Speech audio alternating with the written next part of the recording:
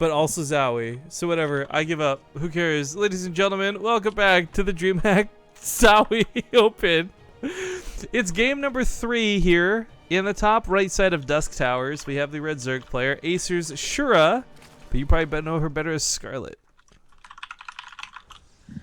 In the bottom left, as the Blue Protoss, it's Monty. Now, it is worth noting we are joining mid-series here, so this is game number 3. We did not get to cast games 1 or 2. Thank you, Nemia, for the new sub. Yeah.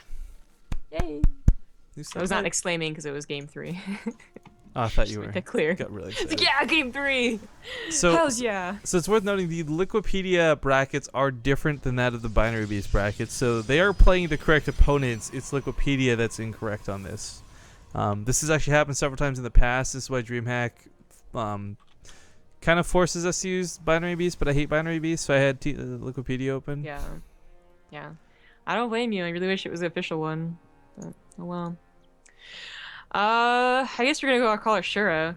I mean, Shura, Sasha, Scarlett. There's a lot of different names for this lovely lady. You just got to know it's the Red Zerg. That's all that matters.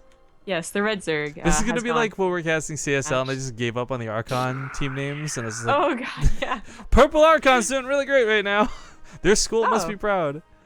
We like rarely get 2 new subs like in a row. Oh, back to back, Novacraft. Novacraft, hello. What's that put our new sub count at? You want to take a guess before I read it out? 784. Oh my god, no. Here's the hint. It's an airplane. I think. 737. Yeah. Which means I nailed the reference. It's a good guess and good reference, Surfkin. But yeah, so that's awesome. Thank you guys for the subs. I don't know what happened in the series, obviously, to lead to this point. I do know that Shura, Scarlett in general, has been playing a lot. Last time we saw her was in a show match versus Hearthstone, and she's flopping around all over the place. You had no idea what she was doing. She really would just barely touch Legacy of the Void. She has been training specifically. She's been grinding the heck out of the North American ladder, whatever that's worth. And I know for a fact she really wants to win this DreamHack. She told us that she really would like to have a top finish here. So be good to see if she gets good results in her group. I don't think her group is that, like, I really think Monty is actually the scariest player in this group for her. I don't know much about WPZ, and Lily Canine should be fairly easy for her to deal with. Yeah, I think she's got this. I remember how to say this name. Kalari Shatal. Thanks for the resub. Because I forgot. I was about to say, like, they told me again after I forgot last time because I forgot the time before. Like, 3 times I've been corrected and 3 times I've forgotten. Because I just look at that and it looks like Kalaris to me. Like, that's it. I think if I didn't know another human being named Kalaris, I wouldn't struggle so much with that. Anyways, hype, and thank you for the 10-month resub. 2 Stargates coming down at a Monty, though, and I don't think this is going to necessarily be something super crazy. It's just the way the matchup goes now. But it's so super, like, these are there's not much else. There's 2 gateways, not even warp gates. Oh, warp gate's really slow. I mean, if he goes about 6 Phoenix, that's what we're seeing become a lot more standard. 5, 6, maybe a little bit more. It's true, yeah. You know, we also saw Lil Bao go for 1 gateway, 3 base, double robo, you know? So Dust Towers is apparently, triple robo, you're right. But Dust Towers is like the no rush map. I mean, you do have to make sure you have some scouting because Ling all-ins can happen, but people just assume like you're not going to be able to break each other. So you're getting these like stupidly greedy builds from both of them. Really, I mean, Shure's going for like really quick 4th base. So Monty, had it been a Ling Flood, he's in so much trouble. Like Phoenixes are not gonna help with a Ling Flood, but it's not. So just drone and get Phoenixes, or probe in his case. Sorry. Yeah, I mean, in the past, going back to Days of Haunts, that sort of flood with the Ling strategy worked really well because nothing on the ground really dealt with them effectively. But now you've got Adepts, Zealot Charge does so much more damage. There's just a lot more ways to manage them, so it kind of makes sense. But Hydra Ling's not a bad choice. Investing into the ranged weapon upgrades is the priority, so Lings are just going to be cannon fodder. Yep. And we'll see if this is going to go into Roaches as well, or that Spire. Honestly, with 2 Phoenix at a time, the Spire wouldn't be the greatest move, but you can make it work. I'd imagine we see like Roaches or Lurker or something like that. But the Adepts do not do very much. Here come the Phoenixes. They can get a couple of Queens, potentially, as there's no defense. Or a couple of drones. Fun fact, the plural of Phoenix is actually Phoenixen. Okay. That's not at all a fact. I made that up. I mean, it was 50-50, and I just was like, never gonna use the plural, so. But there's probably one person who actually believed me, and you're gullible. Okay, buddy. Not you, I mean, like, whoever the one person is, so. Oh, yeah, sure. You Fear Dragon? If he wasn't casting right now. Can you please pull it on, like next time you cast? We have a couple of Spore Crawlers coming up at this base because I think she doesn't want to spread her queens so thin, but with a couple of Hydras starting to pop and this many queens in play, I'm actually surprised Monty's getting kills, but he's running by, getting the odd drone, up to 15 killed in total so far, not bad. Yeah.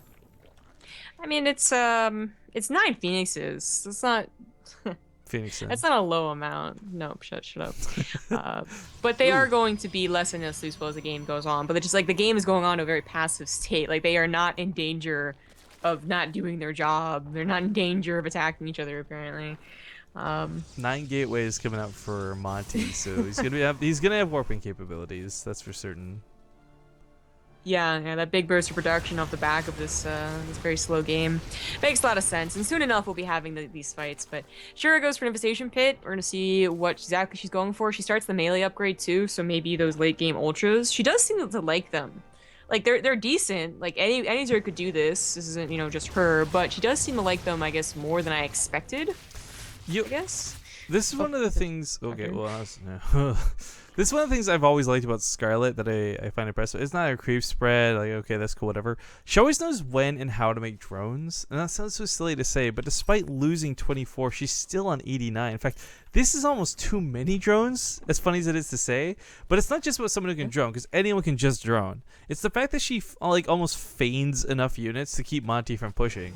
Like, with what Monty currently has, if he had just pushed with those Phoenix for asking the 4th, he would have knocked down the 4th. He would have probably dealt with most of the Hydras. In fact, you could crowd control the Phoenix or just pick up each and every one of them and kill them. But because she's kind of done a good job of feigning having an army while droning like crazy, she's now going to have this insanely good economy. She's on 5 bases. And Monty, who's going for the push now, he's actually going to have some production to wait for him. 13 Hydras on the way. You got the Infestors popping. Unfortunately, she is one of these people who buys into not using pathogen glands, I guess. So... not going to quite have the energy for fungals from too many of these. Maybe like 3 at most. Yeah, I mean, that is the good sign of a Zerg player, is just knowing when and how to drone. But she's certainly gotten away with a lot this game, but so has Monty, is getting a 4th base now. And he could have pushed, he could have tried, probably gotten fungal, and then would have thought, no, I made a huge mistake. But clearing up creep is also important in continuing this game. The Lurkers will finish. And that is definitely something that she just desperately wants. That's critical that the Lurkers finish. But even with the Lurkers finishing, there's not exactly that many. Oh god, so many Zealots. That is 36 Zealots. Yeah, I wonder though if that's going to be better than a higher immortal count. Well, hopefully Fungals will keep things in place so they can't get on top of the Lurkers, but they are getting chunked away. However, the Lurkers just get ripped out of the ground, but most of the Zealots melt before that's the case. Yeah, we've been seeing such like dynamic differences. This was such a one-sided fight, like. Right? It really was. I was very curious because we saw a little bout with the Mass Immortals. We saw oh shoot, the pros were casting like yesterday, who went for like a decent amount of Immortals, and I was criticizing maybe his lack of Zealots, and he did end up losing, but that was too many Zealots and not enough everything else. Like what Monty just did, I like the idea behind it, but the Sim City actually helped out Shura a lot. Like that can't be understated. But man, those Lurkers just did exactly what they needed to do and shredded that army to bits and pieces. That looked easy, but it wasn't. I really the mass charge lot. It's the most A-movie thing you can really have. Sometimes I guess you can do some pretty cool micro tricks with it, but the point is like that was not an engagement you wanted to A-move on, and you kind of did. To explain a little bit further, aside from Scarlett's own SimCity helping out a little bit with the building placement, there wasn't really that much of a concave spread out of the Zealots anyways. Like they really did charge in a clump, so that was pretty destined to fail. That was but there's no counterattack. So Monty is allowed to recuperate. He's really not that bad of a supply for losing that fight so badly. I mean, things really aren't looking that bad. This could look like a normal game where no one's fought yet, actually, which is kind of weird to say. But now we have the Dark Shrine finishing. You say that, but I mean, the fact that Scarlett's got away with way. 90 drones makes it a little bit more than just that. I mean, like, this is she got huge economy gains and took a great defensive fight. So Monty is behind it in a lot of different ways. I would have expected with such amount of drones for it to actually have a bigger bank, because that's the first thing I was going to go to. It'd be like, well, you know, the supplies aren't that bad, but the bank is much higher. She shouldn't have that much of a bank. She might lose the Lurker Den in the main. Big Warp Ends, more Zealots coming in, going to focus on the Hive instead. I think killing the Lurker Den might be a little bit more beneficial, but either way, sniping off the Hive. Vipers. And there are no Vipers now. That's kind of a cool trick, using the Zealots to choke these out so they're stuck in place. Or not the Zealots, Get away with the Warp Prism.